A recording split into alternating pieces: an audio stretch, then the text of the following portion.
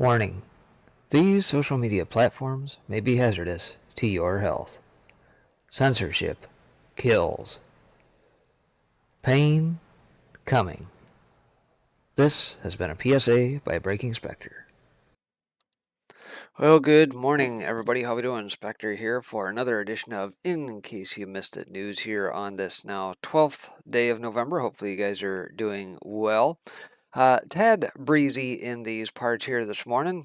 Plenty of wind after we had our rain and everything yesterday. Blew the leaves right on out of the yard. Hopefully won't have to do a little raking here this weekend. So a lot of ground to cover here on the broadcast here this morning. We're going to talk about the economy, of course, talk a little bit about shipping, what's going on there, truckers, unions, and the like, and a few other odds and ends. So stick around. We'll be right back. Hey everybody, Spectre here. I want to tell you about my Teespring store that I just opened up with a handful of products in that for you guys, the listeners, the audience, those that are in chat on a day in, day out basis. Always appreciate your support, and I figured what the heck, we'll throw some merch out there for you guys. And so obviously with YouTube and Earth Shenanigans as of late, I'm going to be looking to expand to other platforms, and well, that all comes at a cost, so I figured what the heck. That being said, I got some t-shirts and that out here. You can see those in black, white, and gray. Spectre Does News. Got a water tumbler, 20 ounce there. Got a coffee mug you can get in black or white. And of course, we got the Let's Go Brandon #FJB shirt, which you can also find in black, white, or gray. Right now, you can find that all over at https specters-storefront.creator-spring.com. That's https://specters-storefront.creator-spring.com. Thank you for your support. All right into it we go here. Taking a look at the old weather across the old U.S. of A. As mentioned yesterday, we had these storms across the middle part of the country. Looks like that's pushed out toward the East Coast. So it looks like this morning, if you're up old Pennsylvania, New York, New Jersey way, and the like, chances are you're probably getting some storm and activity up that way. Upper Midwest, we got maybe a little bit of disturbance, and of course out on the old Northwest, and that.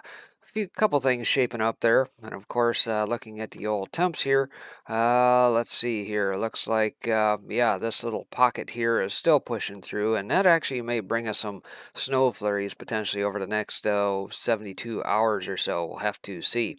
Definitely not ready for the white stuff. Dirty word.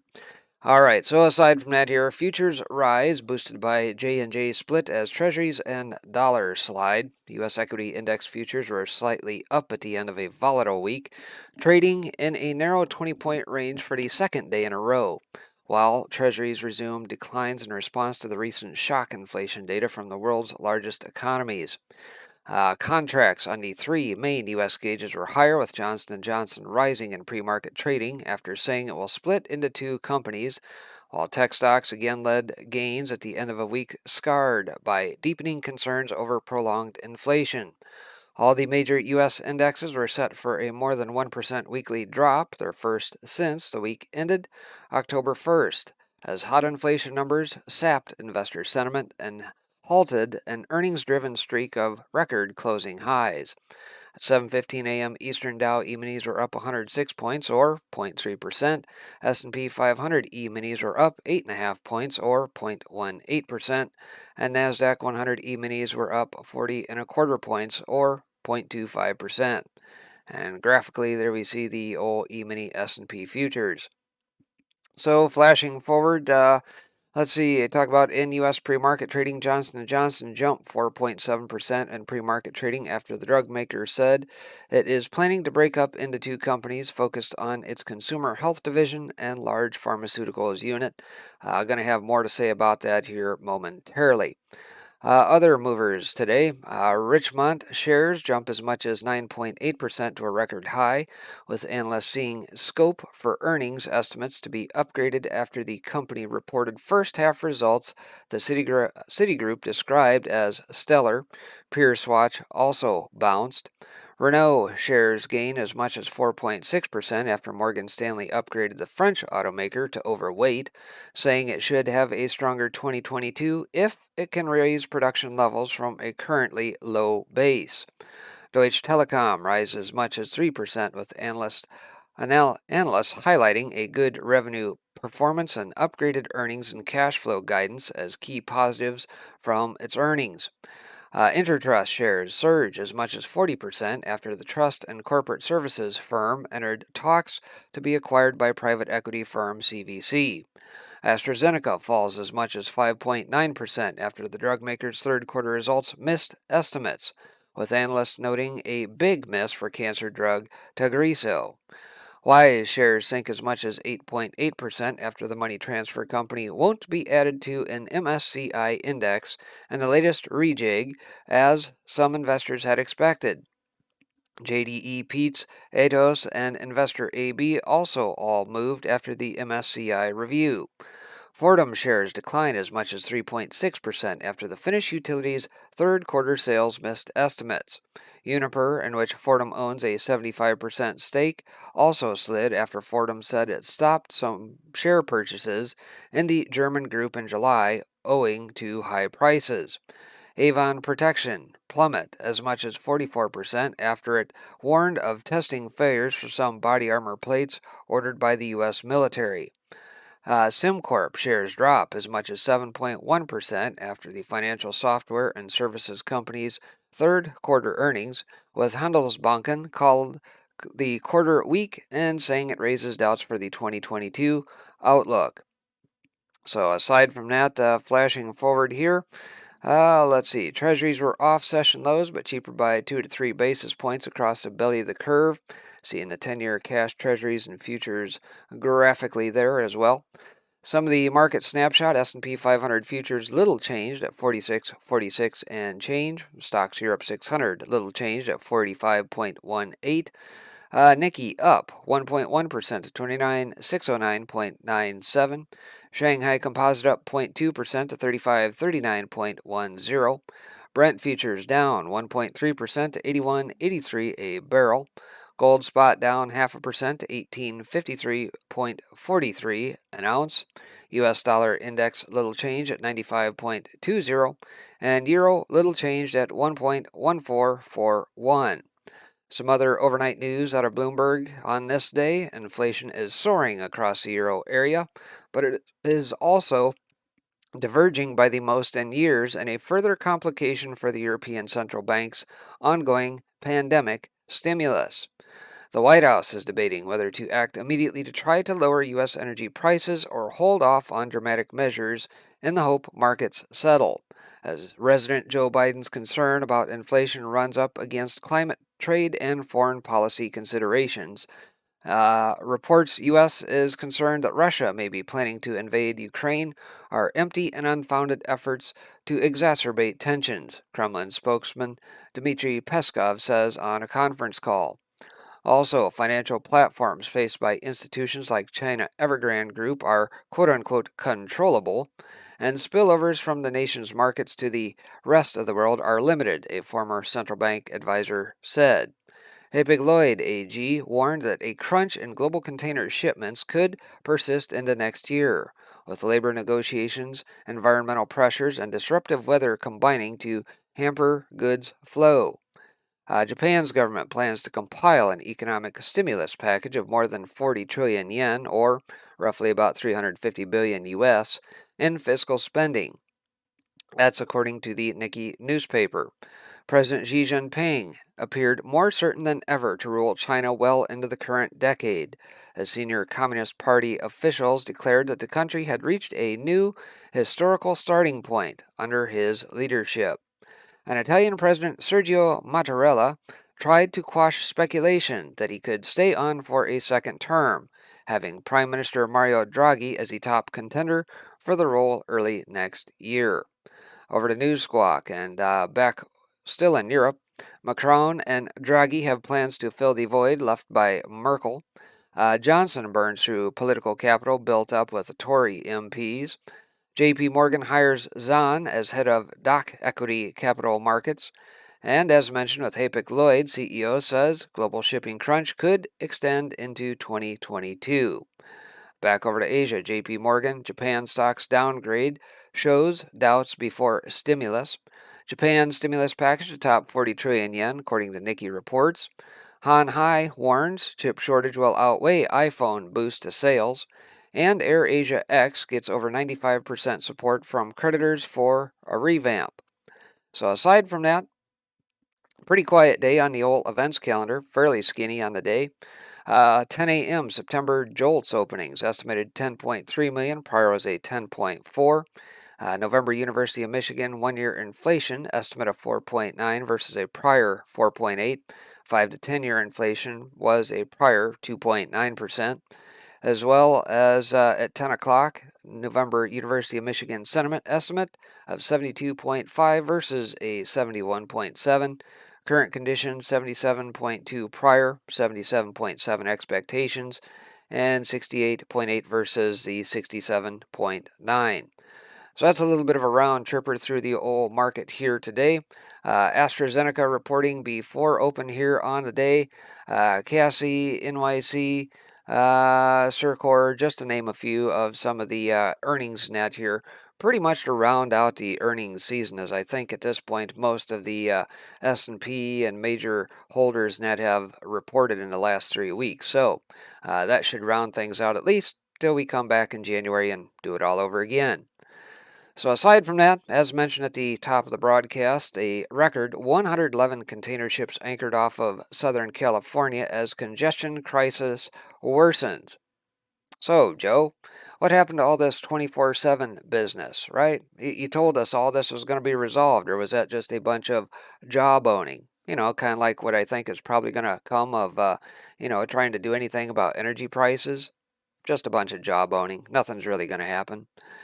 So the Biden administration could be at the point where they might want to consider calling in the National Guard, or at least via a proxy, having governors deploy guardsmen to address the mounting supply chain crisis at ports. President Biden's directive last month to stomp out logjams at Southern Cal's ports is failing miserably, as a record number of container ships are now anchored offshore. According to a tweet from Marine Exchange, 111 container ships are anchored outside the ports of LA and Long Beach, a new record high. This breaks the prior record of 108 on October 21st. So per Marine Exchange's tweet here, says RPT 11.9, 168 total ships in port LA Long Beach, including 103 at anchor or loitering and 65 at berths. Of the 168, 111 are container ships, including 81 at anchor or loitering and 30 at berth.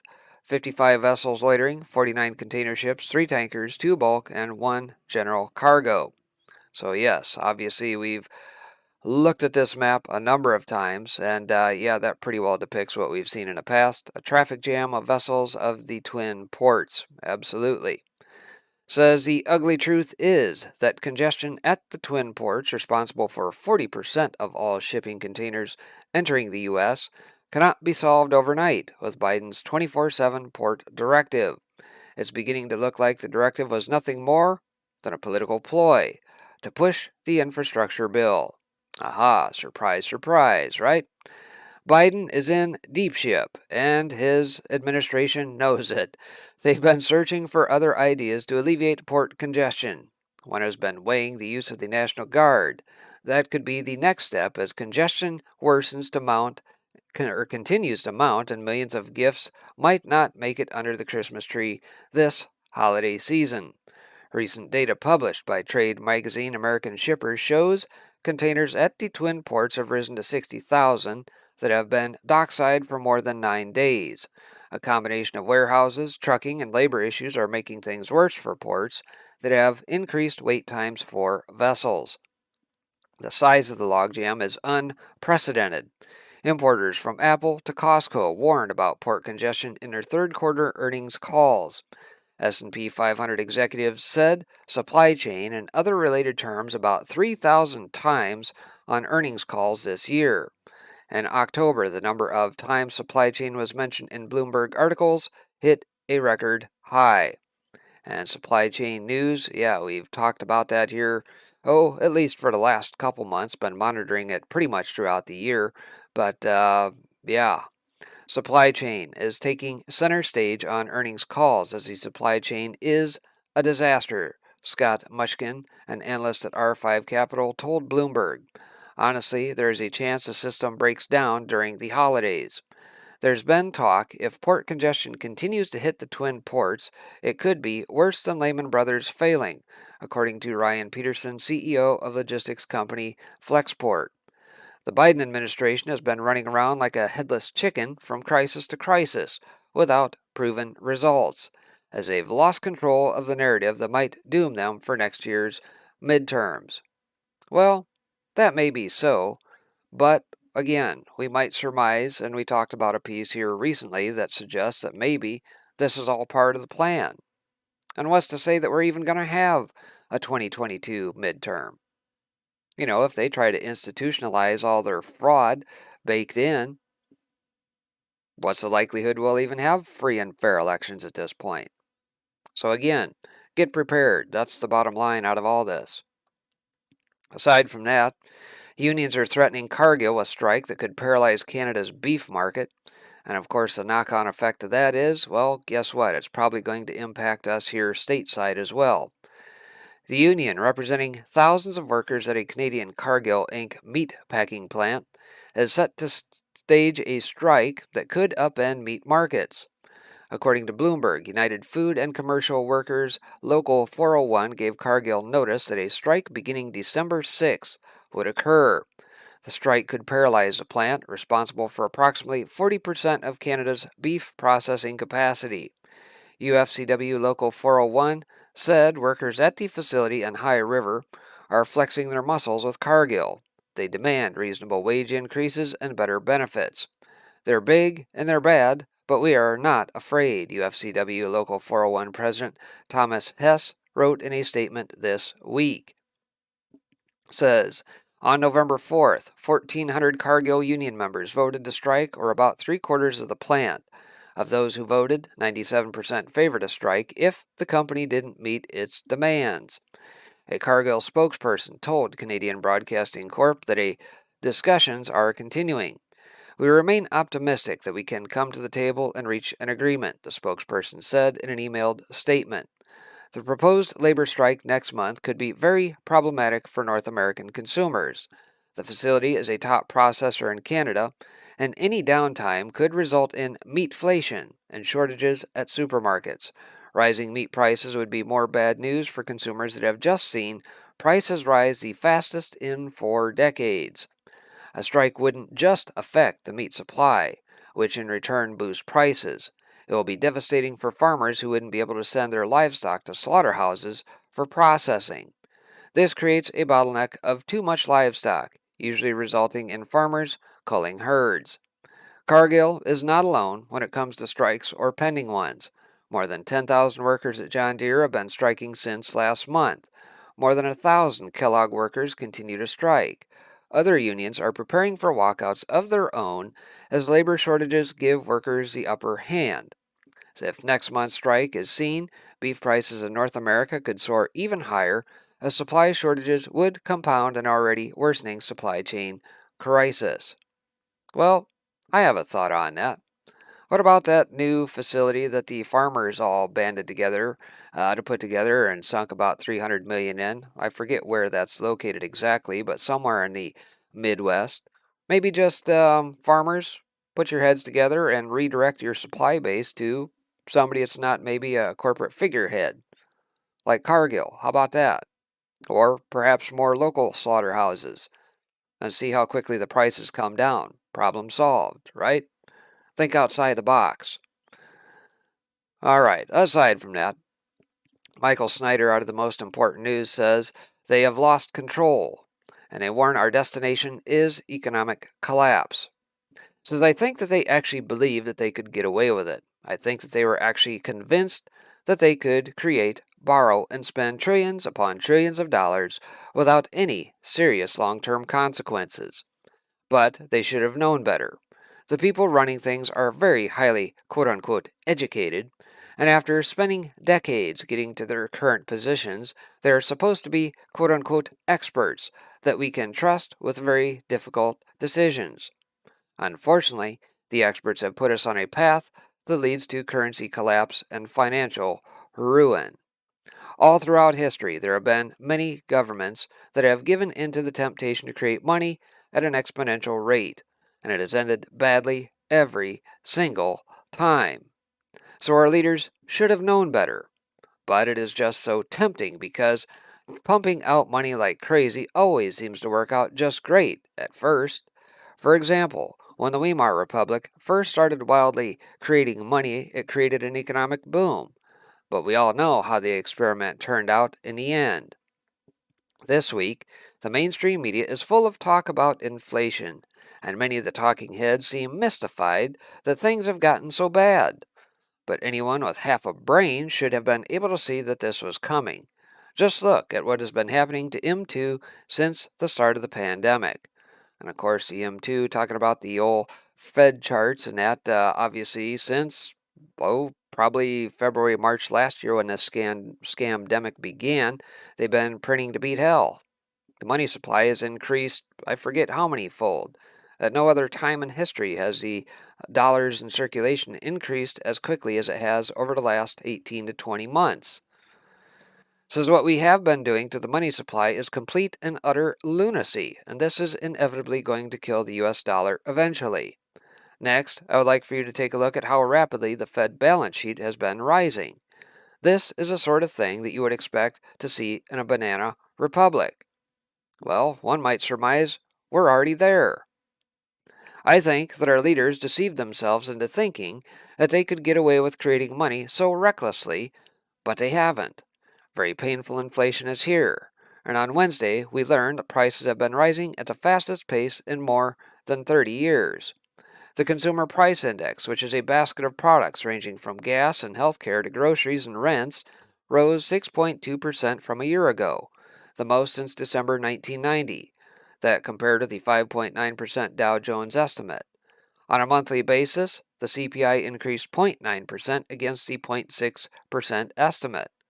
Says if inflation continues to rise at about 1% a month, it won't be too long before we are well into double digits on a yearly basis.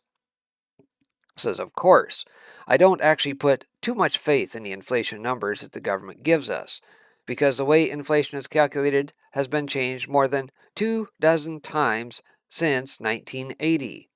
And every time the definition of inflation has been changed, the goal has been to make inflation appear to be lower. Sound familiar, folks? Always got to move those goalposts. Always got to change the definitions to fit the times and narrative of the day.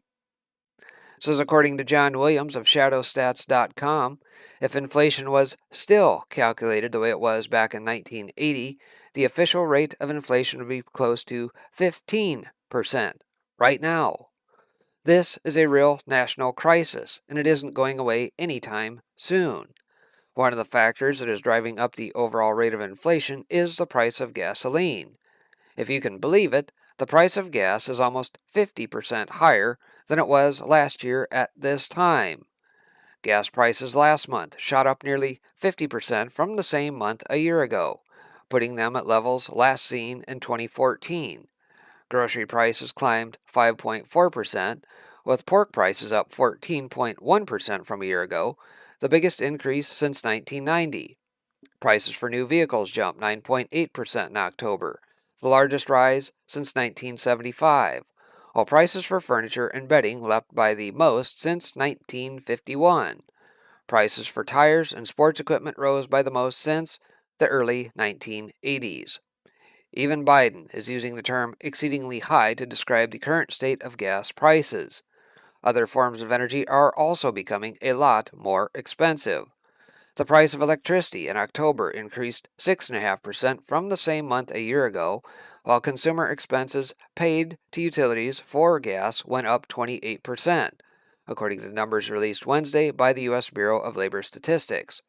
Fuel oil rose 59%, and costs for propane, kerosene, and firewood jumped by about 35%, the data show. So it is going to cost you a lot more money to heat your home this winter. I hope that you are prepared for that. Speaking of homes, they continue to shoot up in price during the third quarter. The median price of single-family existing homes rose in nearly all 99% of the 183 markets tracked by the National Association of Realtors in the third quarter, with double-digit price increases seen in 78% of the markets. So if our paychecks were rising fast enough to keep up with the inflation, then at least our standard of living would remain the same. But that isn't happening, is it? In fact, the Labor Department's own numbers show that real average hourly earnings are going down. The Labor Department reported Friday that average hourly earnings increased 0.4% in October, about in line with estimates. That was the good news. However, the department reported Wednesday that top-line inflation for the month increased 0.9%, far more than what had been expected. That was the bad news. Very bad news, in fact. That's because it meant that, all told, real average hourly earnings, when accounting for inflation, actually decreased 0.5% for the month. Now, what this means is that our standard of living is going down, and it is going to keep going down. In a desperate attempt to maintain the status quo, many Americans are taking on more debt than ever before. American households are carrying record amounts of debt as home and auto prices surge. COVID infections continue to fall, and people get out their credit cards again. Between July and September, U.S. household debt climbed to a new record of $15.24 trillion, the Federal Reserve Bank of New York said Tuesday. How in the world did we allow ourselves to get $15 trillion in debt? Of course, many would point out that the federal government is an even worse offender. Very shortly, the U.S. national debt will cross the $29 trillion mark. Says as our leaders in Washington continue to engage in the greatest debt binge in world history, the U.S. dollar will steadily lose value. This is going to deeply affect everyone and everything in our society. For instance, just check out the pain that inflation is causing for one food bank in the San Francisco area. In the prohibitively expensive San Francisco Bay Area, the Alameda County Community Food Bank in Oakland is spending an extra $60,000 a month on food. Combined with increased demand, it is now shelling out $1 million a month to distribute 4.5 million pounds, or 2 million kilograms of food, said Michael Altfest, the Oakland Food Bank's Director of Community Engagement. Pre-pandemic, it was spending a quarter of the money for 2.5 million pounds of food. I warned you way ahead of time that this was coming, and what we have experienced so far is just the beginning. The quote-unquote experts running the Fed and our politicians in Washington aren't going to suddenly reverse direction. In fact, Congress just passed another gigantic spending bill that Joe Biden desperately wanted. Our course has been set, and there is no turning back. Our destination is economic collapse, and life in America will never, ever be the same again. Well, he kind of takes a little bit of a negative look at things, but on the positive side, I would tend to believe that we may see some major shifts in the way we use our currencies, and those that refuse to adopt will just go belly up. Those who are early adopters, I don't care if we're talking Bitcoin, gold, silver, whatever, as mediums of exchange for goods and services, I think they will flourish. So we'll have to see how this pans out, but nonetheless, theme remains the same. Get prepared. So, aside from that, America is short a whopping 80,000 truck drivers. We've talked seemingly ad nauseum about this over recent weeks, if not months. But America is short tens of thousands of truck drivers as supply chain woes increase at ports, creating shortages and pushing inflation higher. Truckers haul an astonishing 72.5% of all freight in the U.S. and account for 6% of the full-time workforce. Bob Costello, the chief economist for the American Trucking Association, told 6 News that the U.S. is short a whopping 80,000 truck drivers, up from an estimated shortage of 61,500 drivers before the scamdemic. He said the industry needs to recruit over 1 million drivers this decade to replace an aging workforce. Costello said several factors contribute to the shortage of drivers, including age demographics, ongoing COVID scamdemic, drug testing, trouble recruiting, pay, age restrictions, commercial drivers must be 21, and infrastructure issues.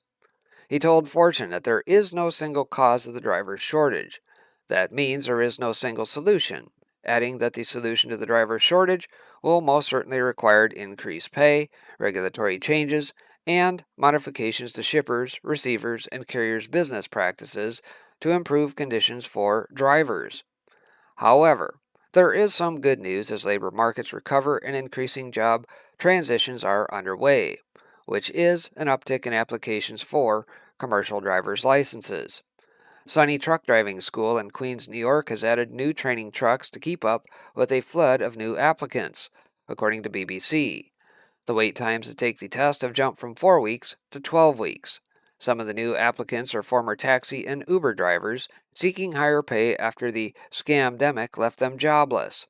In Texas, the state government has expanded truck driver license testing to 6 days a week instead of 5, in response to the nationwide shortage that resulted in supply chain snarls. The pay is so good in the Lone Star State that one transportation company is offering drivers 14 grand a week. And if you remember that, it's been probably 4 or 6 weeks ago. We covered that here as well. Abbott via tweet says, DPS adds Saturday services for CDLs at select offices in November to help address the hashtag supply chain strain. At Tex DPS Director McGraw, we can get more qualified commercial drivers out on the roads to move more goods to Texans and help meet the demand.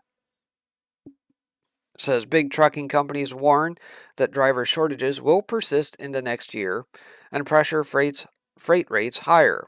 An effort is already being made to process new drivers and get them on the road, but it could take years to attract new drivers and clear up the shortage. That's why companies are pushing towards automation and robot trucks. Yeah, good luck with that. You know, all these folks that think that driverless trucks and all that business is going to sweep the nation, not going to happen anytime soon. Tesla, they promised to have rigs on the road a couple years ago. They're behind.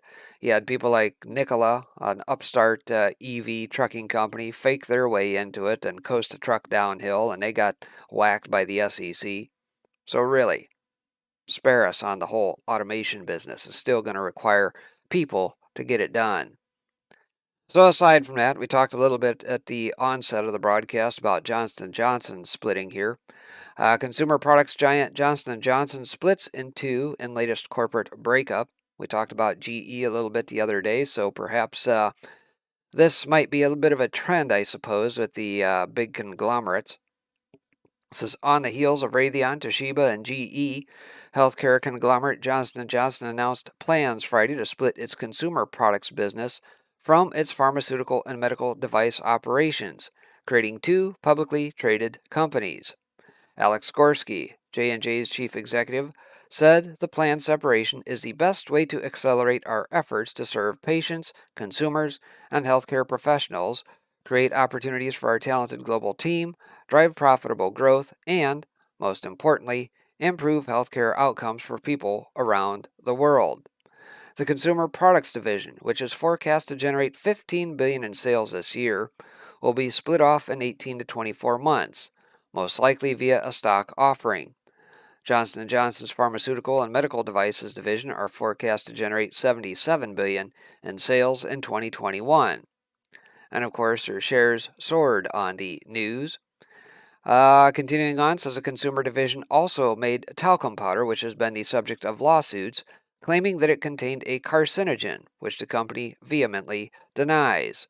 J&J recently spent $1.4 billion on a contentious legal move that created a subsidiary to manage the multi-billion-dollar claims.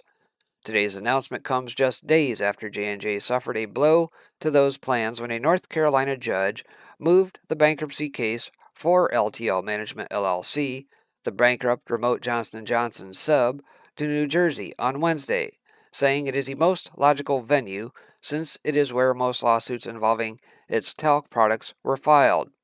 It stopped selling talcum powder in the U.S. and Canada last year.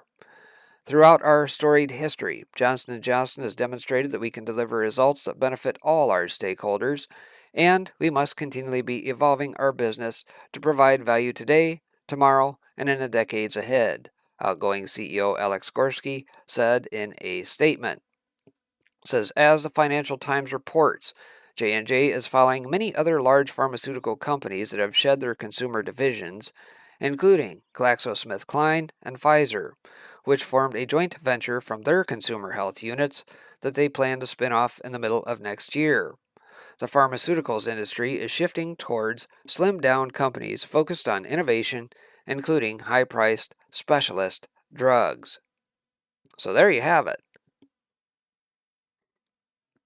Johnson & Johnson, just yet another one of the big-time names that have been around for eons, and that deciding, yeah, we're going to split up and diversify. So over to Market Watch, still talking inflation here. Inflation hurts Americans' pocketbooks. How to stretch your dollar as CPI hits 31-year high, and how to negotiate lower prices. Experts offer advice on how to cut your budget and negotiate prices down. Interesting piece here. Says the cost of living in the U.S. continued to soar in October as Americans paid more for essentials, including rent, gas, groceries, and cars, and inflation hit a near 31-year high.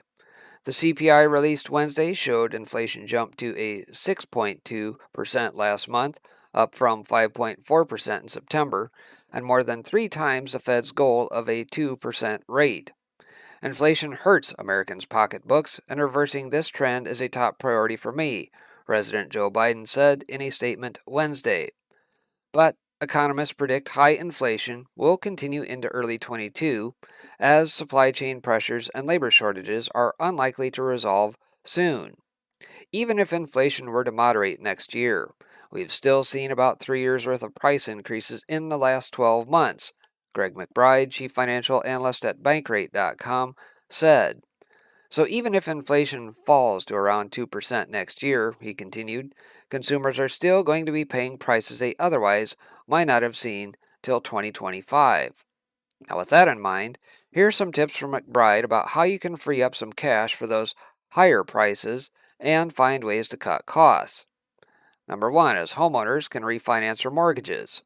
Mortgage rates are still low. The 30-year fixed-rate mortgage averaged 2.98% for the week ending November 10th. What better way to free up $150 to $200 a month to absorb the higher costs we're all feeling, McBride said. Keep in mind, however, that refinancing can come with some upfront costs. Sign up for a healthcare flexible spending plan. It's open enrollment season, so now is the perfect time to change your health plan and sign up for a flex spending account to cover medical costs. This allows you to pay those healthcare expenses in 2022 with pre-tax dollars, McBride said. This money can pay for everything from trips to the doctor to basic supplies like sunscreen. Have a stash of gift cards lying around?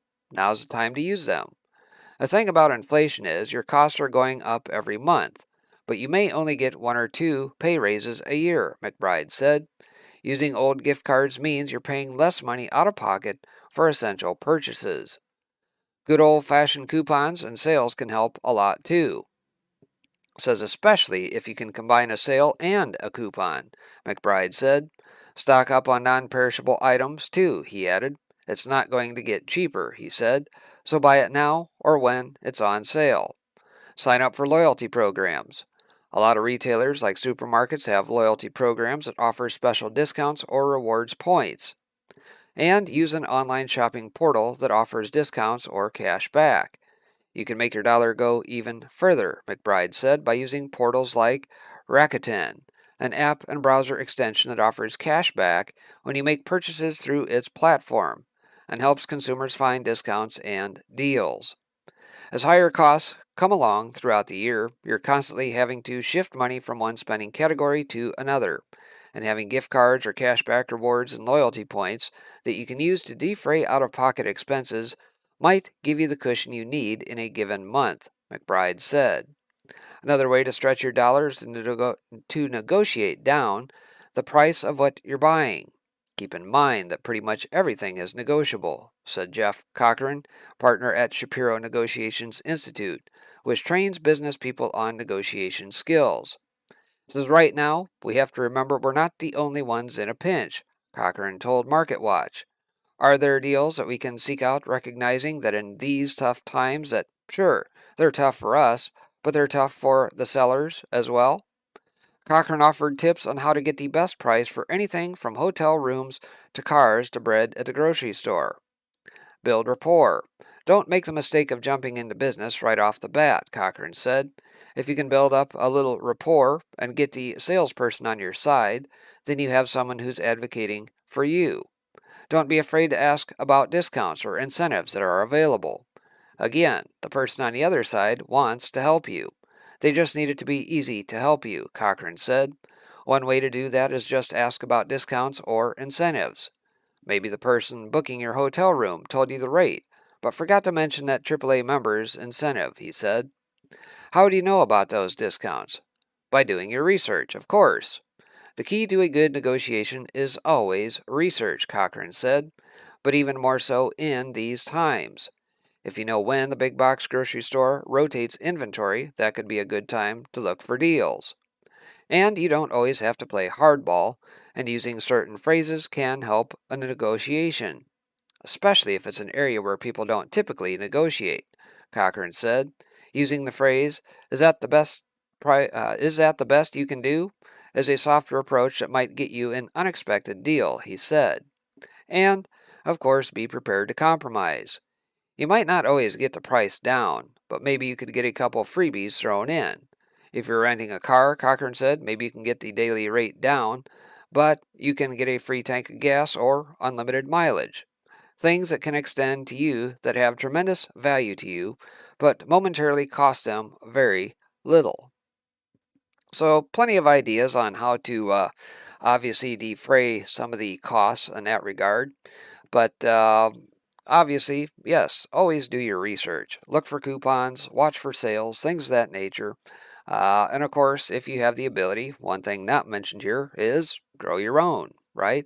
And at least as it pertains to food. And if you live in a small community, perhaps maybe the other thing to do is start learning to barter, things of that nature. So, plenty of ideas. All right, so getting out of some financial related news here today, chasing over to those that have been following the Rittenhouse case. Apparently, out of hot air here, Gage Grosskreutz was on TV this morning and tried to revise his testimony. Oh boy. Says I didn't see this earlier, but Gage Grosskreutz went on Good Morning America today to offer his thoughts on the case. His lawyer was also present and answered some questions.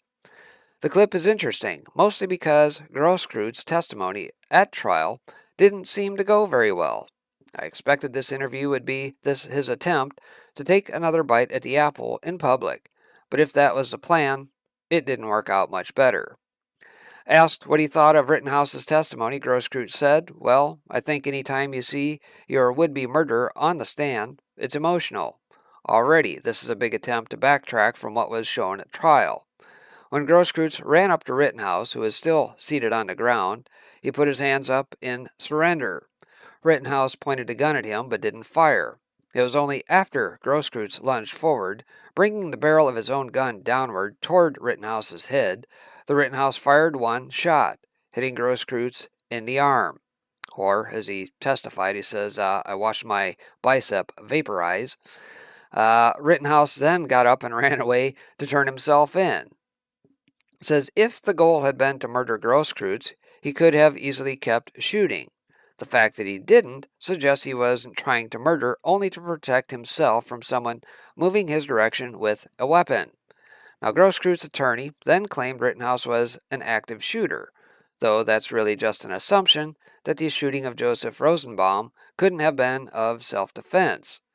Now, if that shooting was self-defense, then he would not have been an active shooter, according to the FBI's definition of that phrase. In effect, someone trying to kill people in a confined space. Again, definitions. How soon before the FBI decides they want to change said definition? Of course, there was no mention of the fact that Grosskreutz failed to tell police who interviewed him the next day that he had a handgun in his hand when he was shot. Asked why he pointed his gun at Rittenhouse, this was Grosskreutz' moment to improve on his trial testimony. During cross-examination, it's hard to say what you want to say, he said, acknowledging that his testimony at trial is probably more helpful to the defense than the prosecutors. He continued, I do believe that in that photo, given the right narrative, one could suggest that yes, I was pointing my weapon at the defendant. But when you play it in as a movie or look at the different stills, my arm was being vaporized as I was allegedly pointing my weapon at the defendant. It's completely inconsistent with the physiology of any wound that he would have shot me while my weapon was pointed at his head. Says you weren't pointing your gun at him. Is that what you're saying? Michael Strahan asked. That's absolutely what I'm saying. Yes, Grosskreutz replied. The problem, of course, is that's not consistent with what he said at trial.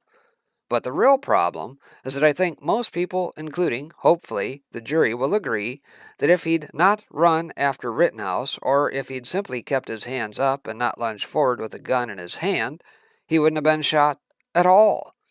And of course, here's the interview. There are some odd splices in this clip, which was uploaded by GMA, so I'm guessing there's more to this interview that got edited out, but if so, I haven't seen the longer version of it. And, I don't know. I think we've definitely seen enough of that. Hopefully, you guys have been following this behind the scenes as well. Plenty of sites out there that have been tracking this.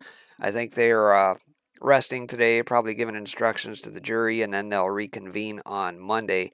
And we'll see the parties, both the prosecutors and the defendants' attorneys up there giving their spiels and let the jury decide. So, aside from that, this piece came out yesterday, too. You know, they're just trying to nitpick the whole stinking thing at this point.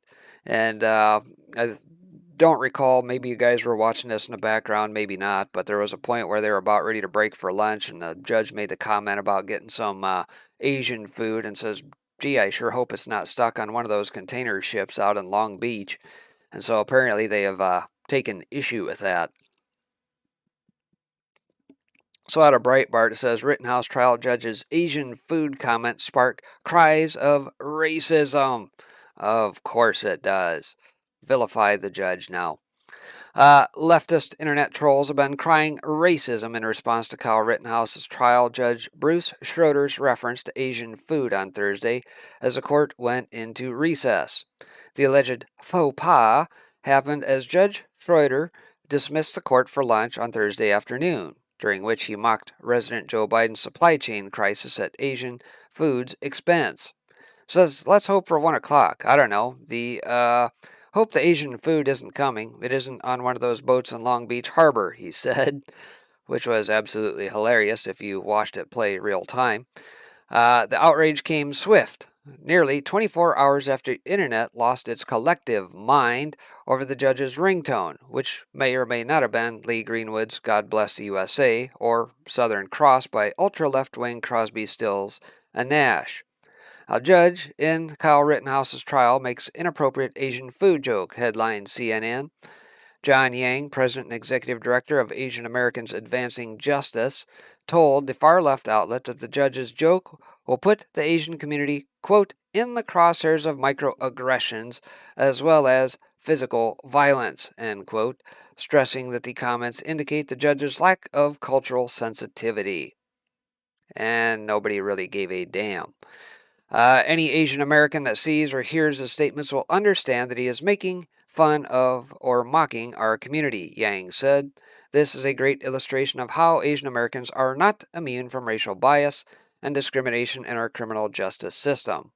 All I can say is, ugh, old racist stereotypes die hard, added Columbia University professor May Nagai. The echo chamber of the Twitterverse did little to quell the torrent of hot takes decrying the judge as an apologetic racist. What time do you want to start?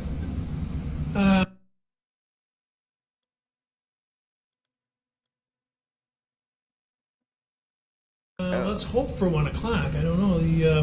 Hope the Asian food isn't coming. Isn't on one of those boats in Long.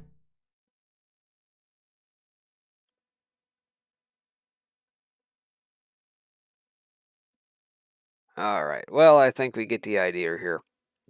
Yeah, it's racist, blah, blah, blah. In any case, goes on through this thread here. It's total drivel. Let's see. It's pretty clear this man should not be a judge of anything. Yeah, whatever. And breaks for lunch, referencing the food was ordered, saying, I hope the Asian food isn't coming. It's on one of those boats from Long Beach Harbor.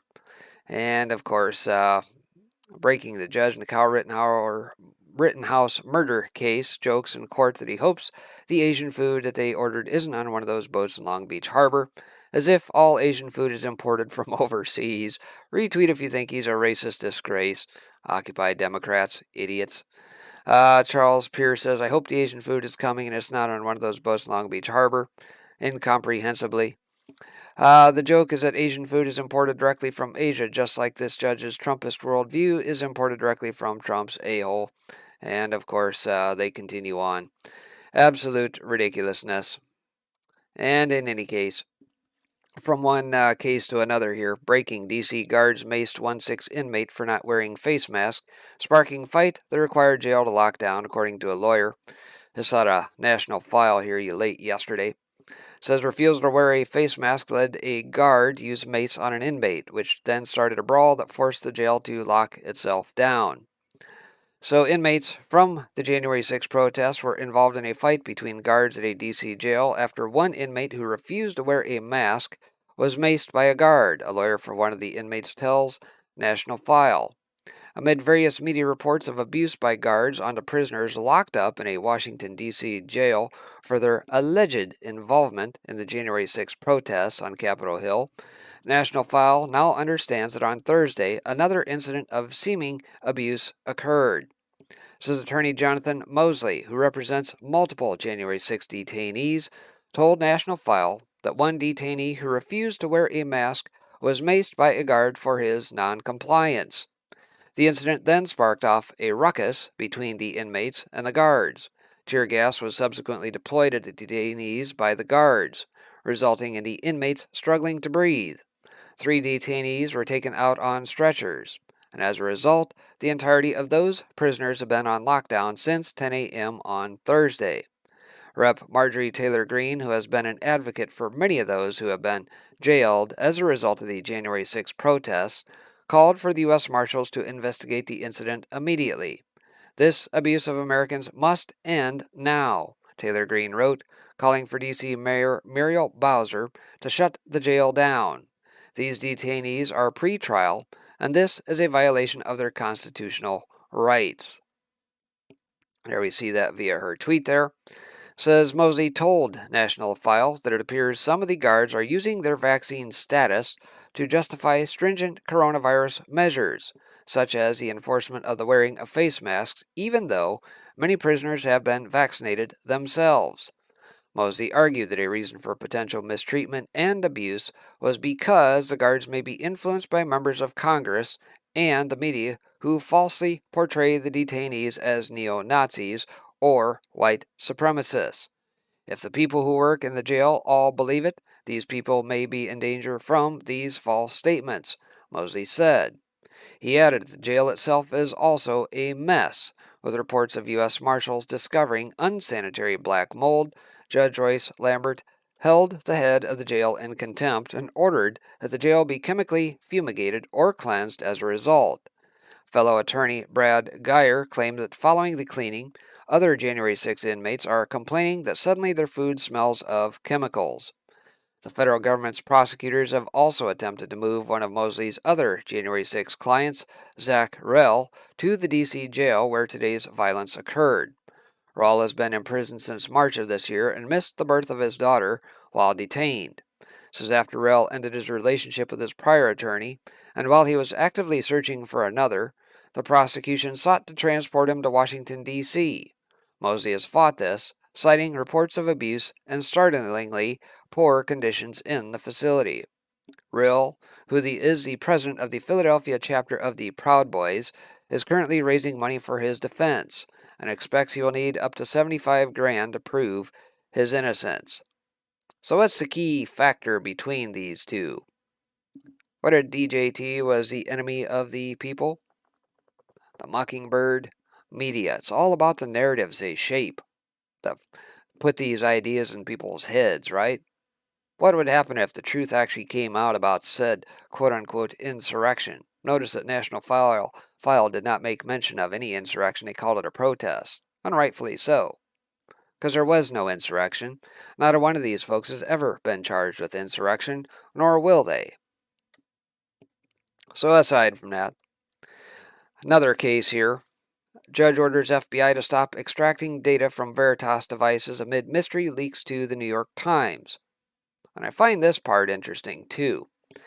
Says a federal judge has ordered the FBI to stop quote unquote extracting information from James O'Keefe's phone following the raids on multiple properties last week, as part of a probe into the alleged theft of resident Biden's daughter's diary. Says the FBI claims the diary was stolen. O'Keefe has vehemently denied that. Says late last year, we were approached by tipsters claiming they had a copy of Ashley Biden's diary, said O'Keefe, adding the tipsters indicated they were negotiating with a different media outlet for the payment of monies for the diary. At the end of the day, we made the ethical decision that because, in part, we could not determine if the diary was real, if the diary in fact belonged to Ashley Biden, or if the contents of the diary occurred, we could not publish the diary and any part thereof. O'Keefe said that they turned the diary over to law enforcement after Ashley Biden's attorney refused to accept or authenticate it. But that was not enough for the establishment, especially in light of O'Keefe's persistent nuisance factor of exposing ugly truths. Judge Annalisa Torres ordered the FBI to stop extracting information contained in O'Keefe's phone and further ordered verification by Friday. And here's the order from, it appears the search warrant was November 5th. This dated appears to be yesterday, November 11th, signed by Annalisa Torres there.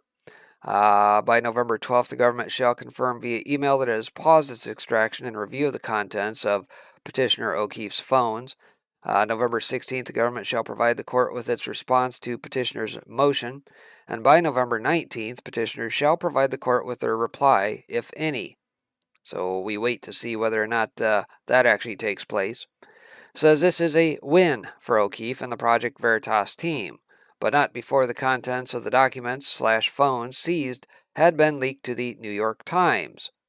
And here's Will Chamberlain piping in, says the FBI raided Veritas on a pretext and is now leaking their privileged communications to the New York Times. This is a scandal. Yeah, it is. Cernovich tweets, says something tells me that the federal judge who ordered the FBI to stop removing files from Project Veritas devices is going to have some questions as to how attorney-client privileged communications were removed from those devices and sent to the New York Times. This is the deep state that Trump has warned about for years. And I guess I'll pipe in and say one perhaps aspect that the article does not cover is, if you recall, O'Keefe and Company have a lawsuit for libel against the New York Times. Now, what's the chances? Let's hope that O'Keefe was smart enough to back up all his stuff off his phone. But any sort of communications that might help his case against the New York Times, what's the likelihood that perhaps some of that may have gotten leaked from the FBI to the New York Times? And what does that do to his case? I don't know, just a thought. Something to pontificate. So aside from that, bipartisan bill requires social media to provide algorithm-free feeds and search requests. Interesting piece out of activist post here late yesterday.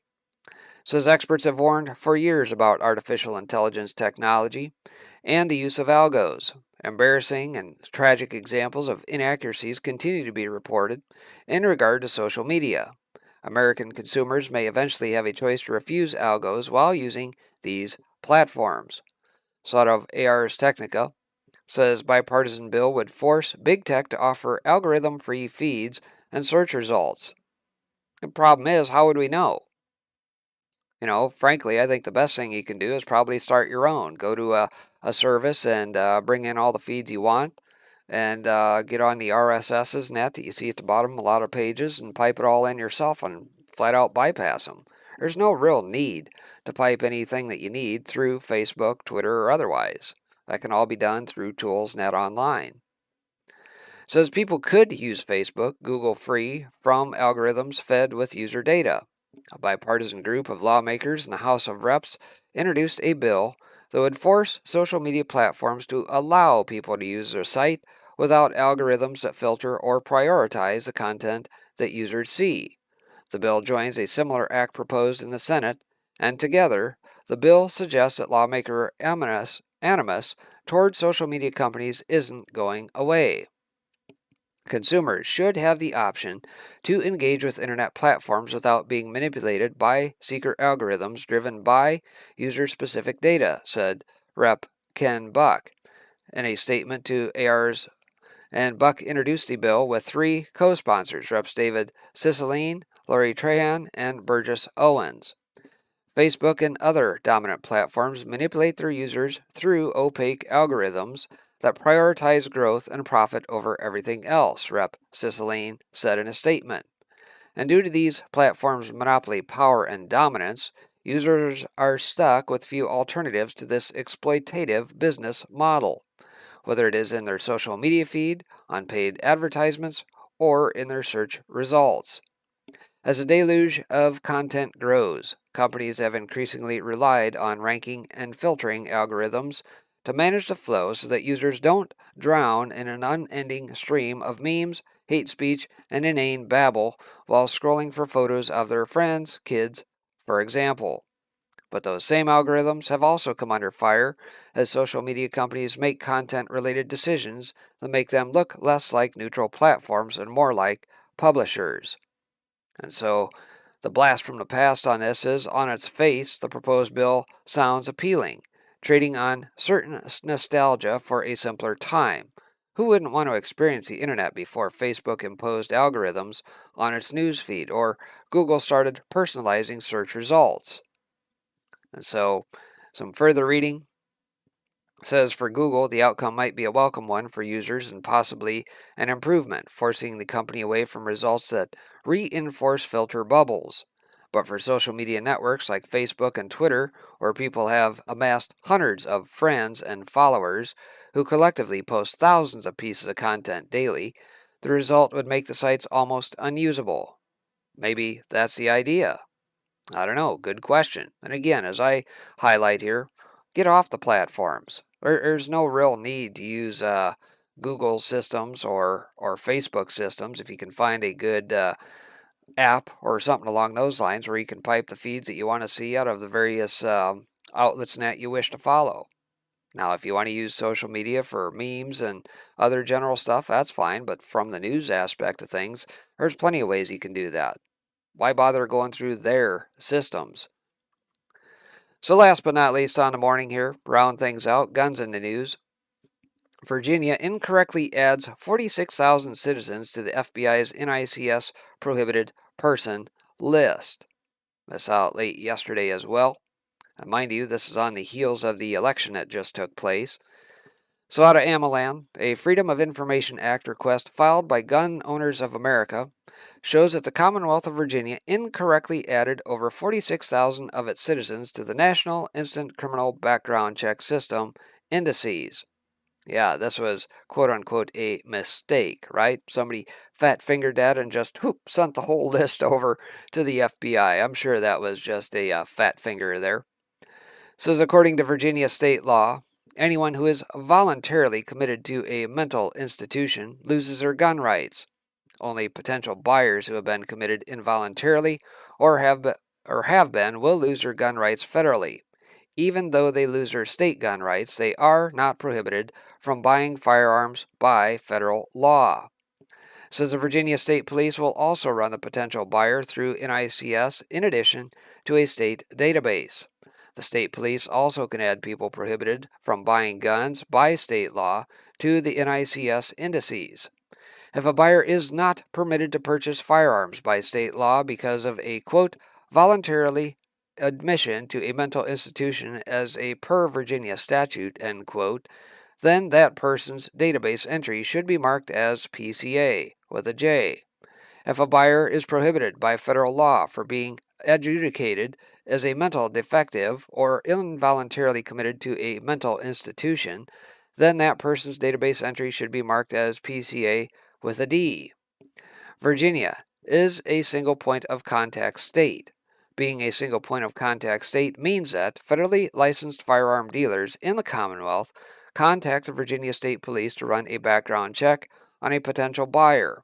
If a state is not a single point contact state, the dealer will contact the FBI to run the buyer through NICS.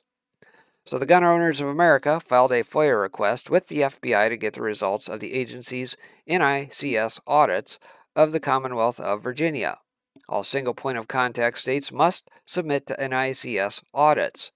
Gun Owners of America exclusively shared the results of the FOIA request with AmmoLand News. For full disclosure, the writer of this article is the Virginia State Director for the GOA. The FBI NICS audit showed that the Virginia State Police was marking everyone a PCA-D that has been committed to a mental institution regardless of whether it was voluntary or involuntarily. This mistake means that the Virginia State Police incorrectly added over 46,000 residents to the NICS indices as federally prohibited. And here apparently is the screen grab of said statute, I guess. Says, if any one of these people, who the Virginia State Police marked incorrectly in the NICS indices, moved to a different state and tried to buy a firearm, the FBI would deny them. The person would be considered a prohibited person and would have to prove that they are not prohibited from purchasing a gun. The problem centered around the Virginia Police IT system automatically marking everyone submitted to NICS for being committed to a mental institution as a PCAD. The system didn't have the ability to mark residents as PCAJ. What do you want to guess that said person that probably runs said database and keeps track of all these records probably is some woke SJW of some sort, probably some never Trumper, somebody that's got a little TDS syndrome, things of the like. What's the likelihood? Oh, I don't know. I'd say it's probably pretty good. And of course, then the burden of proof is now on the one who wishes to buy said firearm to prove that their mental capacity is to the good and somebody didn't make a mistake. Ridiculous. All right, well, that is going to do it for the broadcast here on this Friday morning. Appreciate you guys tuning in as always. Lots to cover here as always, and I'm sure this is only a small snippet of the things that are out there playing out as we speak. Got a couple pieces now that I'll be putting out here shortly. Another one in regards to some COVID-related stuff. That one's going to bypass going up on YouTube. That one will hit the backup platforms over on Gab TV, over on UG YouTube, and over on Rumble. I'll put something out on Gab here once that's released. Also get last night's broadcast out there here in the next day or so, covering the Ghislaine Maxwell upcoming trial. Lots going on with that. And by the way, I should be over on old WTPI a little bit later on today. I'll be kicking off at about 4 p.m. Eastern. So with that, take care. We'll see you everybody, and God bless.